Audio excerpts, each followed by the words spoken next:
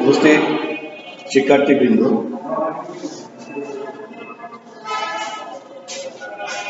আজকে আমরা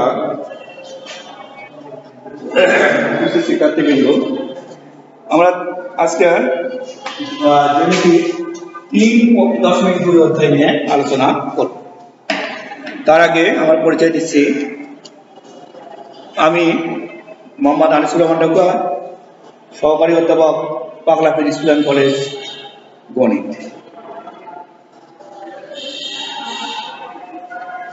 আমরা আজকে 3.2 জ্যামিতি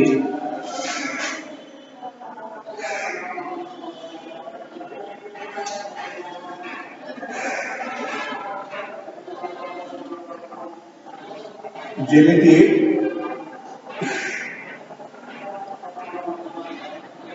3.2 অধ্যায় নিয়ে আলোচনা আমরা করব। এখানে দেখো একটা বিভক্তিকরণ সূত্র আছে। বিভক্তিকরণ সূত্রটা কি? বিভক্তিকরণ সূত্র।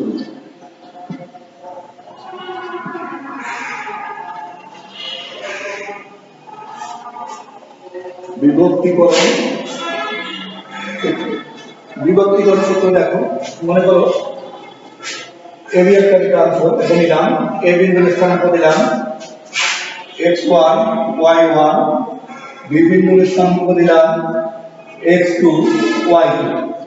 এই যে একটা রেখা আছে, এই রেখাটাকে আমরা যদি কোনো একটা বিন্দু দ্বারা বিভক্ত করি, অন্তর্বিভক্ত যদি করি, মাঝখানে যদি ভাগ করি, তাহলে এখানে একটা সি বিন্দু দ্বারা আমরা দুটো অংশে ভাগ করলাম।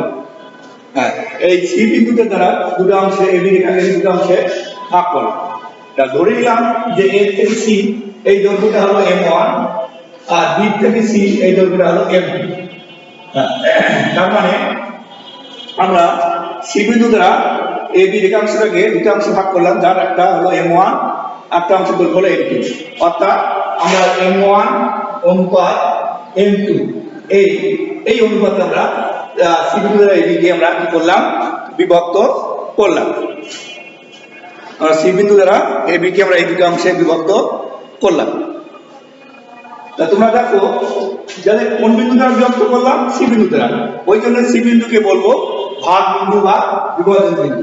এই সি বিন্দুটার নাম হলো ভাগ বিন্দু বা বিভাজন বিন্দু। এই সি বিন্দুর নাম হলো ভাগ বিন্দু বা বিভাজন বিন্দু। সি বিন্দুর নাম হলো ভাগ বিন্দু বা বিভাজন বিন্দু। এখন এটাকে আমরা যদি বিন্দুতে অন্তর্বিভক্ত করেছি, মানে তাহলে এই সি বিন্দুর স্থানাঙ্ক আমরা কিভাবে বের করব? সি বিন্দুর ভুজ কিভাবে বের করব? সি বিন্দুর কোটি আমরা কিভাবে বের করব? আমি সূত্র প্রমাণটা দেখাচ্ছি না, আমরা সরাসরি সূত্রটা লিখতেছি যে সি বিন্দুর ভুজ বের করব কিভাবে। দেখো, অর্থাৎ ভাগ বিন্দুর ভুজ বা বিভাজন বিন্দুর ভুজ। দেখো, বিভাজন বিন্দু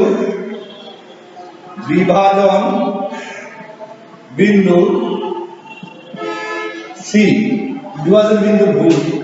দেখো, বিভাজন বিন্দুর ভুজ, এই যে বিভাজন বিন্দুর ভুজ একটা সূত্র দেখো, আমরা কত অনুপাতে ভাগ করছি? আমি বললাম যে আমরা আমাদের অনুপাতটা ছিল m1 অনুপাত m2, এই দুটো অংশে আমরা ভাগ করেছি।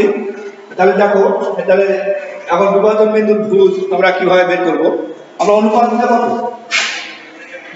আমরা অনুপাতটা যোগফল নিচে লিখবো m1 plus m2, m1 plus m2, উপরে হবে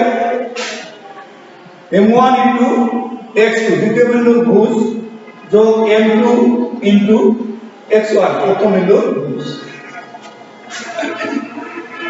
তাহলে বিভাজন বিন্দুর ভুজ বের করার সূত্র হলো কি?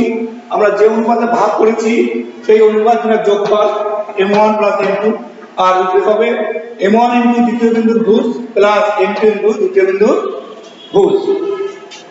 আর ঠিক অনুরূপভাবে আমরা যদি কোটি বের করে যোগ করতে যাই, কোটি বিভাজন বিন্দু যদি আমরা কোটি বের করতে যাই, তাহলে কোটিটা কি হবে? একই ভাবে দেখো, m1 যোগ m2 m1 into y2 plus m2 into y1, অর্থাৎ অনুপাতটার যোগফল আর উপরে হচ্ছে m1 into দ্বিতীয় বিন্দুর কোটি প্লাস m2 into প্রথম বিন্দুর কি কোটি। তাহলে এটা হলো বিভাজন বিন্দুর ভুজ এবং কোটি বের করার নিয়ম। আমরা এই সূত্র ব্যবহার করে বিভাজন বিন্দুর ভুজ এবং কোটি বের করব। এটা হলো কার ক্ষেত্রে? অন্তর্বিভক্তের ক্ষেত্রে। যদি অন্তর্বিভক্ত হয় সেই ক্ষেত্রে আমরা এই সূত্রটা ব্যবহার করব, সেই ক্ষেত্রে আমরা এটা ব্যবহার করব। যদি অন্তর্বিভক্ত হয়, হ্যাঁ, এটা হলো অন্তর্বিভক্তের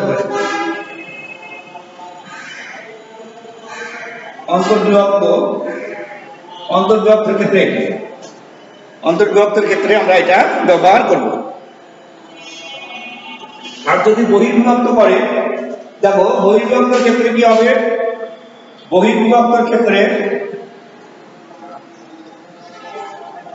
বহির্বিভক্ত যদি হয় তাহলে আমাদের এই বিভাজন বিন্দুর ভুজ এবং কোটি বের করতে নতুন করে কোনো সূত্র শিখতে হবে না, শুধু আমরা এখানে প্লাসের জায়গায় মাইনাস করব। বহির্বিভক্তের ক্ষেত্রে কি হবে? এখানে প্লাসের জায়গায় মাইনাস করব। আমাদের নতুন করে কোনো সূত্র শিখতে হবে না। অন্তর্বিভক্ত সূত্র যা ছিল সেটা প্লাস দিয়ে হয়েছিল, আর বহির্বিভক্ত যদি আমরা করি সেটাকে আমরা কি দ্বারা করব? মাইনাস দ্বারা করব। এটাই হচ্ছে তোমার অন্তর্বিভক্ত এবং বহির্বিভক্তের সূত্রের বের করার পার্থক্য, একটা প্লাস আর একটা মাইনাস দ্বারা।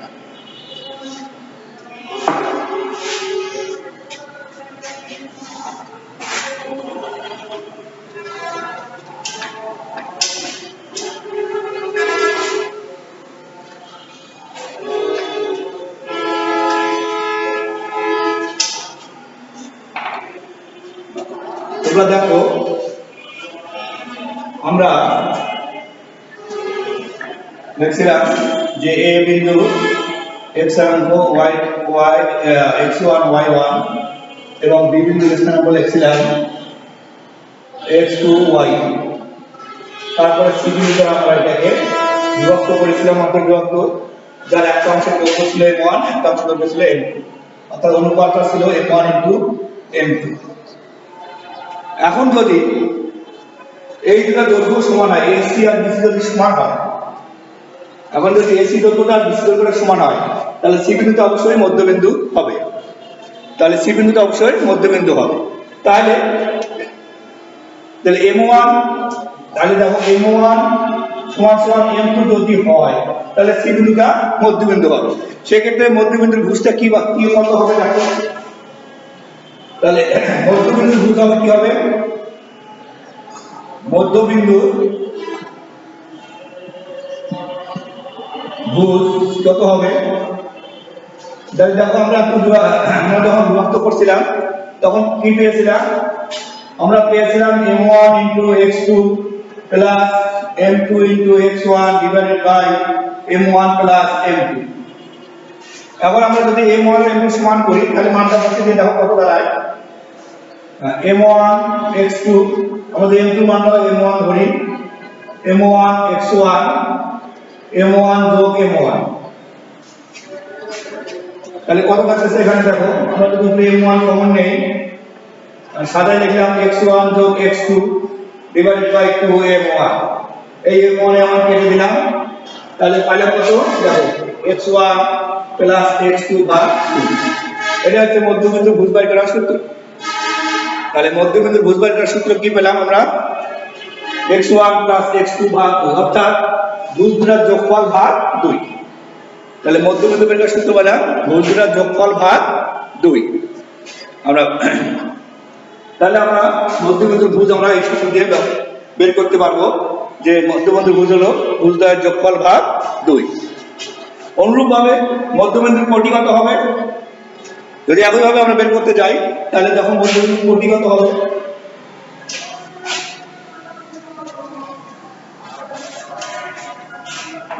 অনুরূপভাবে মধ্যবিন্দুর কোটি, তাহলে কি হবে? কোটি দ্বয়ের যোগফল ভাগ 2। তাহলে কোটি দ্বয়ের যোগফল ভাগ 2। তাহলে দেখো তোমরা, তাহলে আমরা এখানে তিনটা সূত্র শিখলাম।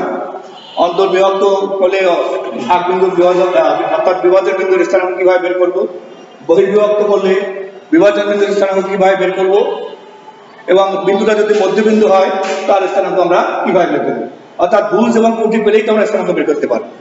তাহলে আমরা এই সূত্রগুলো শিখলাম। এখন আমরা এই সূত্রগুলা ব্যবহার করে কয়েকটা অঙ্ক করি। আচ্ছা, তার আগে আরো কিছু তোমাদের আমি ধারণা দিচ্ছি। যেমন ধরো,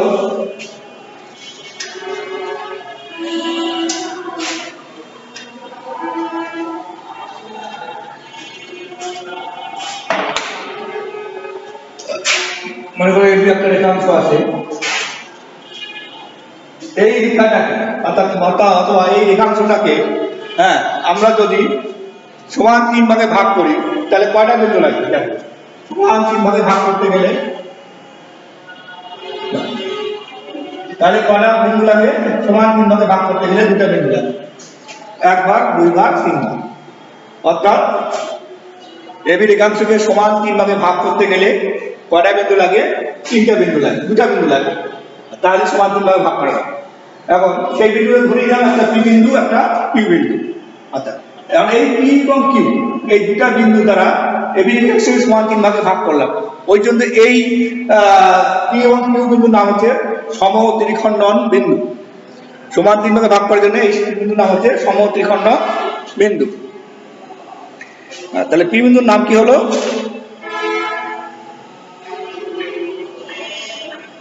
সমত্রিখণ্ডক বিন্দু। তাহলে পি এবং কিউ বিন্দুর নাম হচ্ছে কি? সম। এই পি এবং কিউ বিন্দুর নাম হচ্ছে সমত্রিখণ্ডক বিন্দু। এই পি বিন্দুর নাম হচ্ছে সমত্রিখণ্ডক বিন্দু। অর্থাৎ যেহেতু 3টা অংশে ভাগ করে, এই জন্য সমান 3 অংশে ভাগ করে, এই জন্য এর নাম দেওয়া হলো সমত্রিখণ্ডক বিন্দু। এখন দেখো পি বিন্দু দুটা বিন্দু, একটা পি বিন্দু, একটা কিউ বিন্দু। এখন দেখো, লক্ষ্য করো, পি বিন্দুর এই পাশে কয়টা অংশ? এই পাশে হচ্ছে একটা, আর এই পাশে হচ্ছে দুটো, একটা দুটো অংশ। অর্থাৎ পি বিন্দু এবি রেখাকে 1:2 এই অনুপাতে বিভক্ত করে। পি বিন্দু এবি রেখাকে 1:2। আর কিউ বিন্দু দেখো, কিউ বিন্দুর ক্ষেত্রে এদিকে 2 ভাগ, 1 ভাগ, 2 ভাগ, আর এই পাশে হলো 1 ভাগ। অর্থাৎ কিউ বিন্দু এবি রেখাকে 2:1 এই অনুপাতে বিভক্ত করে। তাহলে এখানে একটা জিনিস আমরা জানলাম যে যদি সমত্রিখণ্ডক বিন্দু হয়, যদি কোনো বিন্দু সমত্রিখণ্ডক বিন্দু হয়, তাহলে সেটার অনুপাতটা হতে হবে হয় 1:2 অথবা 2:1। সেটার অনুপাতটা হবে কি? 1:2 অথবা 2:1। তাহলে সমত্রিখণ্ডক বিন্দু হওয়ার শর্তই হচ্ছে সেই বিন্দুটার অনুপাত হতে হবে 1:2 অথবা 2:1। তাহলে এটাই হলে আমরা বুঝে দেবো এটা সমত্রিখণ্ডক বিন্দু। এখন মনে করো তোমাকে বলা হলো যে প্রমাণ করো যে পি বিন্দু এবি রেখাংশের সমত্রিখণ্ডক বিন্দু। তাহলে আমি কি বের করলেই বলতে পারবো এটা সমত্রিখণ্ডক বিন্দু? আমি যদি বের করি যে দেখি আমরা পি বিন্দু এবি রেখাংশে কত অনুপাতে ভাগ করে, এই অনুপাতটা যদি আমি এইটা অথবা এটা দেখাইতে পারি, তাহলে বলতে পারবো পি বিন্দু এবি রেখাংশের একটি সমত্রিখণ্ডক বিন্দু। এখন যদি বলে আমাদেরকে যে এবি রেখাংশের সমত্রিখণ্ডক বিন্দুর স্থানাঙ্ক নির্ণয় করো, তাহলে আমরা দেখলাম যে সমত্রিখণ্ডক বিন্দু সমান 3 ভাগে ভাগ করতে গেলে দুটো বিন্দু লাগে। তাহলে একটা বিন্দুর অনুপাত কত হবে? 1:2, আর তার হবে 2:1। তাহলে আমরা এই অনুপাত ধরে আমরা পি এবং কিউ বিন্দুর সমত্রিখণ্ডক বিন্দুর স্থানাঙ্ক আমরা বের করব। এখন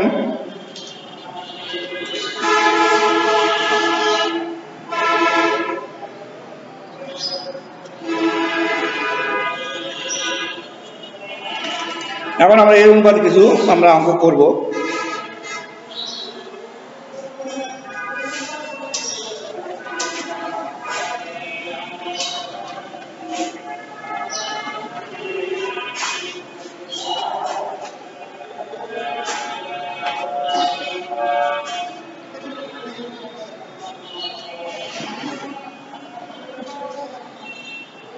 যেমন 1-1 নম্বর অঙ্কটা দেখো কি বলছে। 1-1 নম্বর অঙ্কটা বলছে দুটা বিন্দু দেওয়া আছে,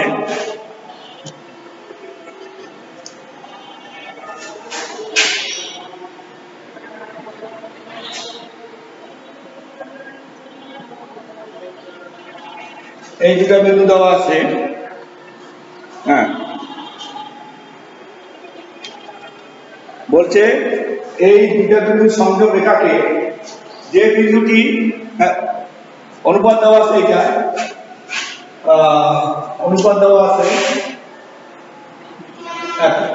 এখানে 1 নম্বর অঙ্কটা বলছে এত এবং এত বিন্দুটির সংযোগ রেখাকে, হ্যাঁ, যে বিন্দুটি এত 5 অনুপাত 3 এই অনুপাতে অন্তর্বিভক্ত করে তার স্থানাঙ্ক নির্ণয় করে।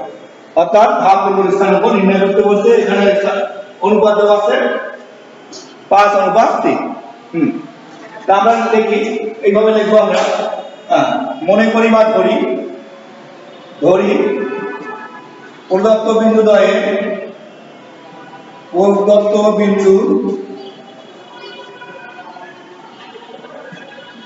দ্বয়ের সংযোগ রেখাকে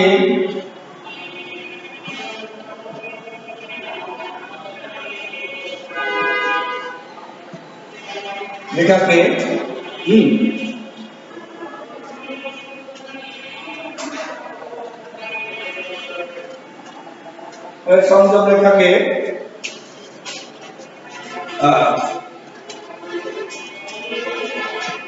y বিন্দুটি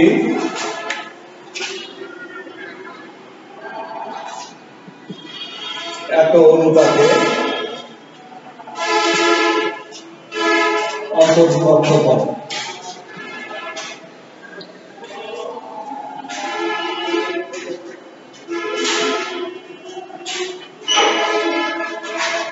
এত অনুপাতে কি করে? অন্তর্বিভক্ত করে। তাহলে দেখো কোন বিন্দু অন্তর্বিভক্ত করতেছে, আমরা ধরে নিলাম সেই বিন্দুটা এটা। তাহলে এই বিন্দু ভুজ কত ধরলাম x এবং কোটি কত ধরলাম y। তাহলে আমরা লিখতে পারি অতএব বিভাজন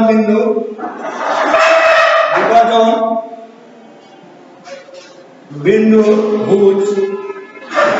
ভুজ কত হচ্ছে আমরা x সমান সমান, দেখো আমরা এর আগে সূত্রটা শিখলাম কি, যে নিচে থাকবে অনুপাতটা যোগফল 5 যোগ 3, এখানে m1 মানে হলো 5, দেখো কিন্তু পরবর্তী বিন্দু ভুজ কত 9 যোগ দ্বিতীয় অনুপাত ইনটু প্রথম বিন্দু ভুজ, তাহলে কত হচ্ছে এটা দেখো 45 যোগ 5 3 8,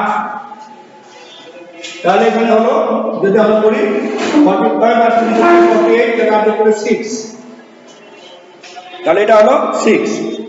অনুরূপভাবে আমরা এখন দেখো বিভাজন বিন্দুতে কোটি বের করি, বিভাজন বিন্দু যদি আমরা কোটি বের করি, অনুরূপভাবে যদি আমরা কোটি বের করতে যাই, দেখো ভুজ পেলাম 6 এবং যদি কোটি বের করি,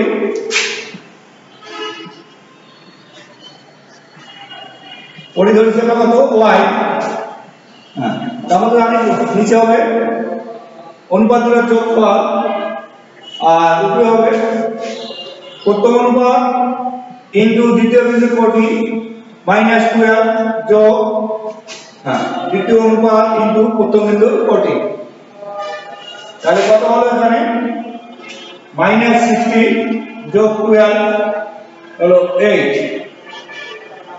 -48/6 8 সমান সমান -6। তাহলে দেখো আমরা বিভাজন বিন্দুর ভুজ পেলাম কত 6 এবং কোটি কত পেলাম -6। অতএব নির্ণয় বিন্দুর স্থানাঙ্ক কত হলো,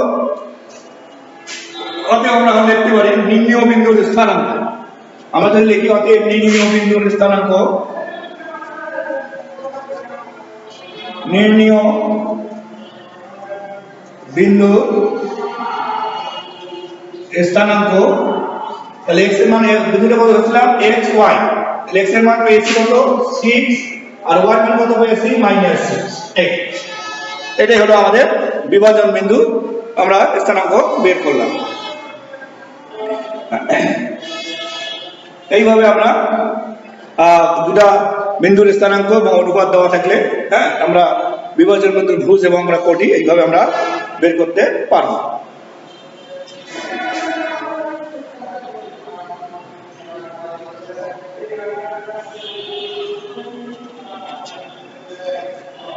এখানে দেখো আজকে এই পর্যন্ত এটুকুই, দেখো সূত্রগুলো পড়ে আসো, এর পরের দিন আমরা আরো অঙ্ক করবো। সবাই ভালো থাকো, সুস্থ থাকো। আসসালামু আলাইকুম।